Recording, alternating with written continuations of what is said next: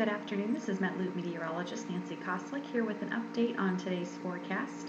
We're watching another frontal boundary make its way through the eastern portions of the U.S. this afternoon, and currently the tail end of that is draped down along the Louisiana Gulf Coast this afternoon. We are seeing some temperature differences out there, the 50s and maybe the lower 60s for some of those southern states right northwest of that front. But of course, where the front has not moved through yet, we're still seeing those 70s and even the 80s, especially for along the Gulf Coast and back down into the state of Florida. So lots of cool air back into the rest of the United States this afternoon. We've got the Dakotas not even breaking the single digits out there. In fact, we're still seeing some of those negative numbers. And of course, with wind out there, even if it's light wind, it's still going to make it feel even colder than it actually is. So that cold air definitely here to stay, at least for a while. As far as the activity along that boundary goes, we're not seeing anything in the way of widespread severe weather this afternoon, but we could see, especially along the tail end of that front, some thunderstorms of just the general variety. But if these do get going a little bit later on, they could be a little bit on the strong side. Again, not looking for severe weather for the rest of today. And the stronger storms that were impacting portions of the Carolinas a little bit earlier have now moved off the coast.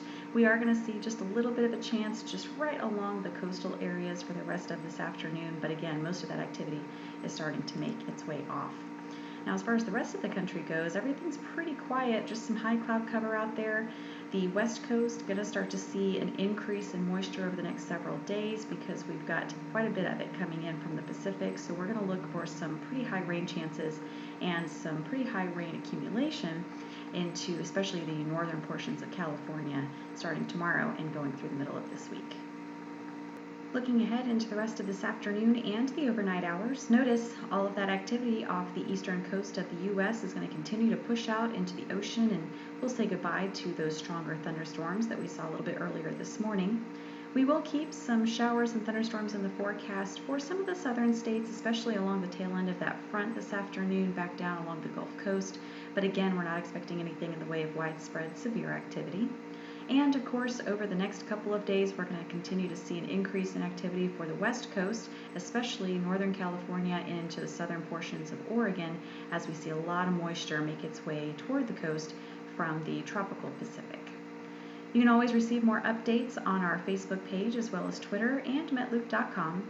Thank you very much for watching this afternoon. Stay safe and have a great day.